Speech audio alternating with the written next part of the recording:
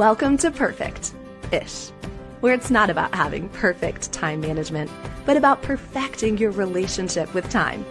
I'm your host, Callie Brigham, and every week we'll talk all things time and how to maximize it without burnout or guilt. Whether we're chatting with an expert or I'm sharing my 20 years of time management experience, you'll learn simple strategies to make every moment count.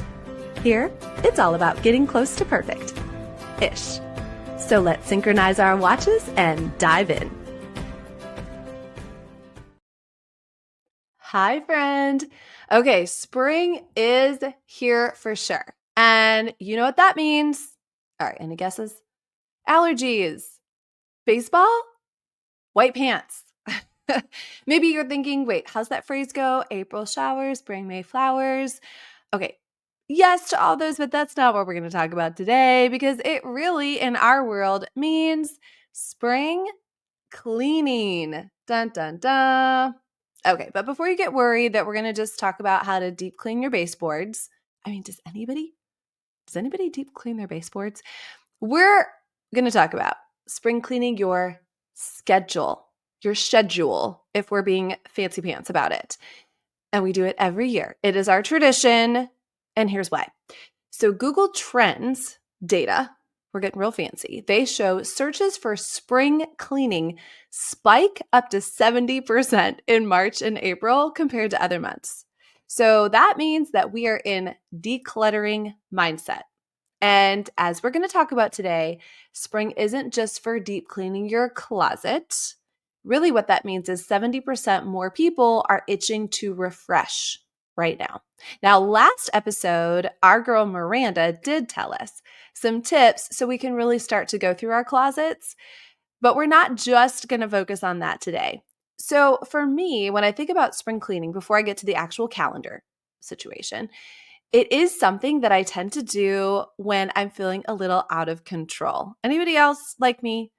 Like a girl cutting bangs. Or I remember in college, okay, just telling the real deal.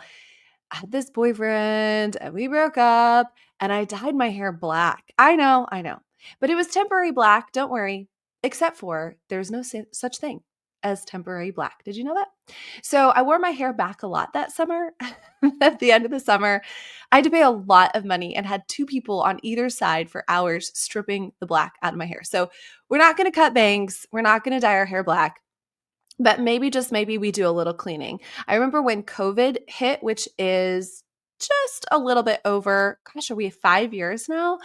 I got to town every day. I mean, nobody knew if they were safe at my house. I went through drawers. I went through closets. The only problem then, too, was that none of the drop-off places where you donate things were open. So then I had these bags and piles of things in my garage. It was just a whole thing. I also, God love them, my in-laws might come to visit and I would just have to clean out things. Just saying. They're wonderful, wonderful people. But sometimes you feel a little out of control. And it may not be that you're going to clean out your closet. And we all know those 5 phases of the closet, right? Like, I'm going to clean out my closet. And then, oh my goodness, what did I do? And then we have to do a little fashion show with all the crazy things. And then, then we're sitting crying on the floor and then it looks better. All right. Hopefully we won't go through that many phases today because we are going to clean out our calendars. So we are wrapping up Q1. We've wrapped up Q1 and our routines now for this year are starting to set in. Also, thanks to the extra daylight, hallelujah, can I get one?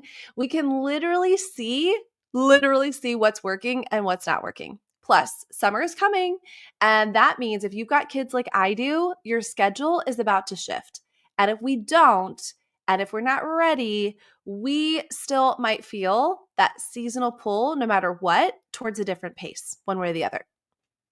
Also, did my research for you, and a 2023 report found that 60% of professionals feel like they don't have enough time for their most important work because their calendars are packed with low value commitments. So 60% of us are hoarding time wasters. You ready? Cracks knuckles, let's go. Let's declutter our calendar. So today what we're going to do that declutter. We're going to do a reset. And really, what I also want to do is help us build a smooth runway into summer. So we're going to have 4 small shifts. You can pick one that are going to help make a big impact. So, as we say here, we like to say, let's synchronize our watches. Okay, and dive in. And if you're like me, you might have too many watches. I should probably show that. I have a lot of watches and I don't even wear a watch. It's fine. Okay, here we go. Number one, step one is I'm going to call it the schedule sweep. Not like the supermarket sweep. Anybody watch that? We're not piling things into our basket. We're getting them out. So this is what needs to go. So this is like the cleaning of the closet. And when you really clean your closet, you start to sort. We think everything, we KonMari it, we think it, and then we decide, does it need to be tossed? Does it need to be tailored? That's part of it too. Maybe it served us, but it just needs to be reworked a little bit. And then sometimes we even forget what we had. That's kind of fun too. Like, oh, I forgot that I even had this. So, how do we schedule sweep our calendar? The first thing that we do is we look at the past 3 months. If you'll start to get to know me a lot, I am not actually, believe it or not, I am not an over analyzer. I really don't over analyze, but I do see the value in having that little audit. And you can have several audits. You can have a weekly audit. That's what I do on Fridays. Okay, what worked? What did I finish this past week? What am I prepping for the next week? You could have a monthly audit. You could have a quarterly audit, and that's what we're doing. So we're scanning for patterns. And when I say an audit, that's really what I'm saying. It doesn't have to be anything more complicated than scanning for a pattern. Where is my time? Where is your time actually going? Now, here's the deal. Going to call it out like it is. We cannot pretend anymore not to know because now we're in April. So we can't use the excuse of the holidays or a new year. We have to get real. Friend, let's get real. You know, it's kind of like when we know people are coming over, it's easy to shove things in a closet or in the oven, but we can't keep going like that. Maddie calls it a glass closet. There's glass doors on the closet. We can see everything. She's been saying that lately. So, what is going on in your calendar that you can start to notice as patterns? And we never judge ourselves. They can have a plus, a minus, or an equal side. They can be good patterns. They can be bad patterns. They can be neutral patterns.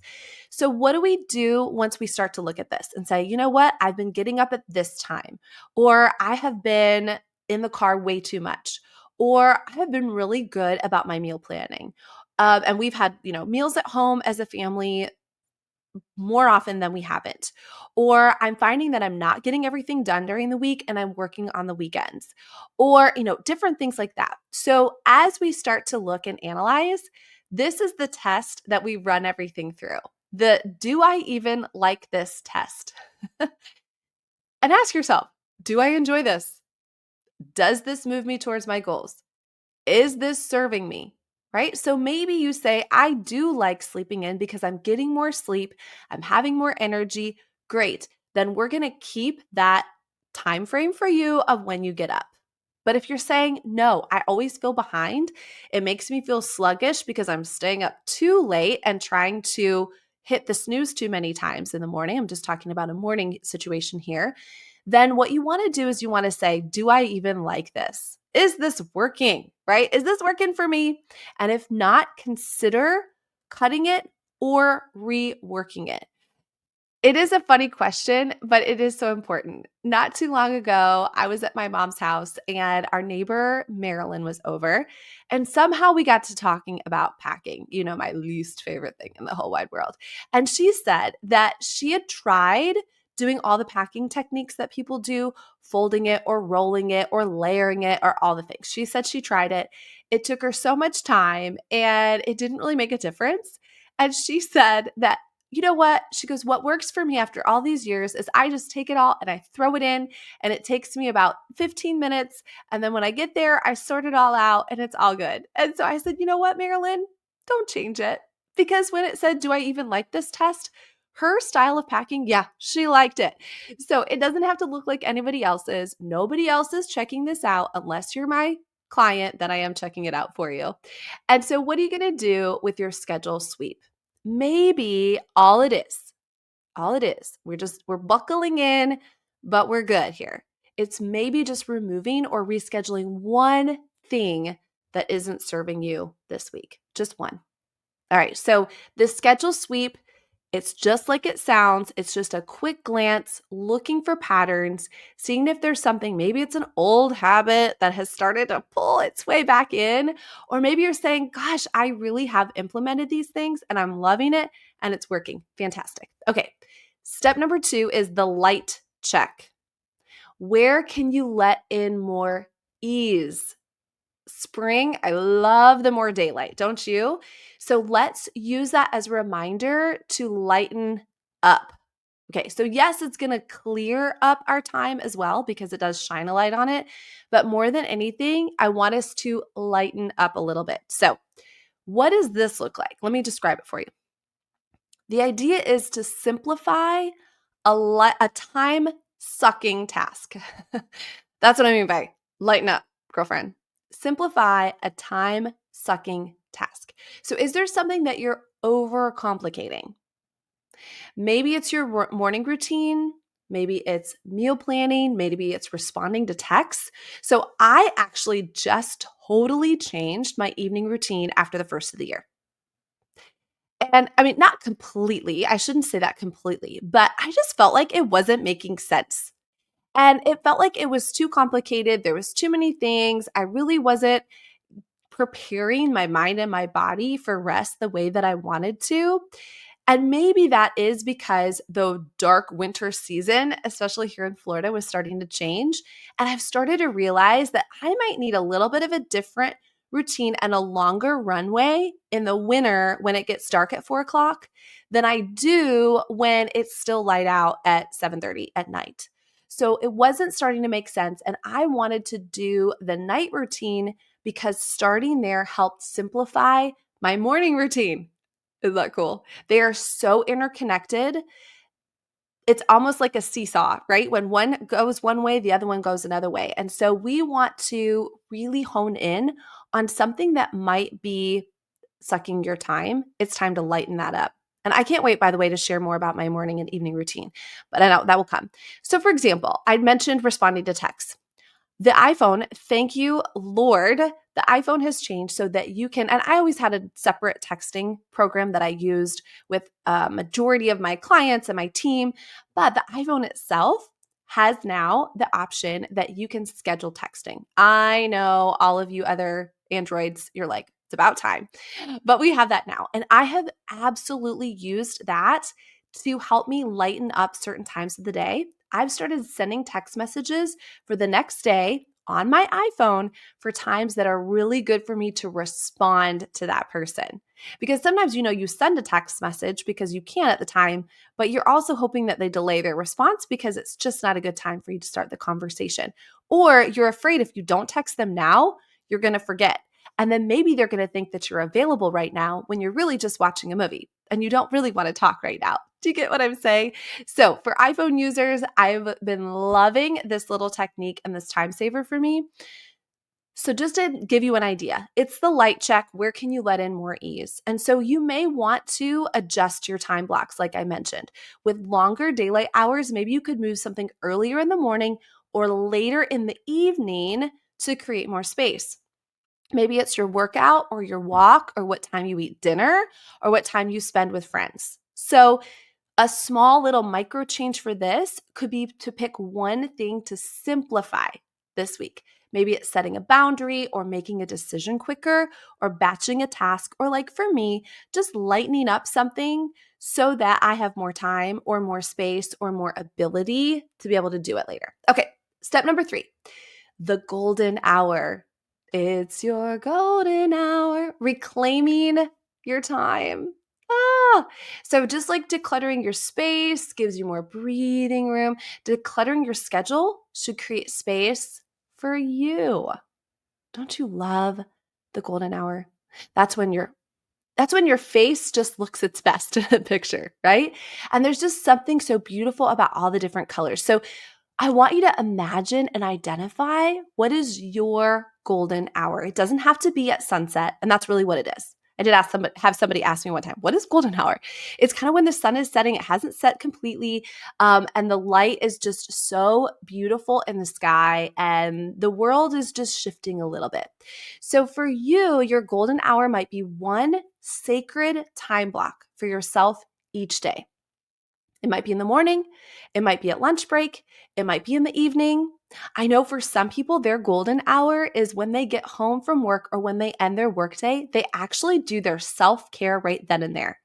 They pull their hair back, they get in comfy clothes, they go ahead and wash their face, even if it's like 4 in the afternoon. If they have nothing else that night, that is their golden hour. So that later in the evening, after dinner or after they put their house to bed as well, all they have to do is just go to bed. Isn't that a great idea? For me, my golden hour, you may have seen me do this or talk about it. It's on the porch with my Poppy. It's my prebiotic soda. I need Poppy to start being one of our sponsors or advertisers, don't you think? A fancy glass and a glass straw. And usually I like to have my Pippa, my dog, with me as well. And I listen to the wind chimes and the wind blows in my face and the birds are chirping and I see the palm trees swaying back and forth. Sometimes I listen to something, sometimes I watch something, sometimes I just sit there. And Jamie, our friend, Jamie Taylor, is the one that really started to hone in on this for me from our Polish the Present episode. You can go back and listen. Just search Polish the Present, you'll find it. So identify your golden hour. And then what do you want to fill it with? Like for me, I want to fill it with a whole lot of nothing. But for you, it might be reading or planning or movement or reflection, something that fuels you and doesn't drain you. So your small micro change here, you actually might need to set a reminder on your phone. And you might need to protect this time for the next 3 days and see how it feels. So again, is it porch time for you? Is it a walk after you get off of work? Is it getting up a little bit earlier and doing some yoga or stretches? Or is it washing your face and getting all of that self-care done way earlier in the evening so you don't forget about it and it's done for later? And maybe you turn on a little Netflix show while you're watching it or you catch up on podcasts. All right, step number 4, the summer shift, prepping for this upcoming season. So instead of summer sneaking up on you, let's prep now. Speaking of sneaking up, I'll never forget Maddie was little. So she was probably in preschool. And my kids' nap time was sacred time here at the house with a work from home mama. Oh, nap time was uber critical. Most of the time they napped, but even if they just stayed in the room, it was fine. Well, I was here actually in this room in my office and I could hear noises happening upstairs. And I was like, something's going on. So I just didn't barge in. I crept up the stairs, silent as could be, like the Pink Panther. Dun-dun, dun-dun, dun-dun, dun-dun, dun-dun, dun-dun, dun-dun. And right when I got to her door, I flung it open.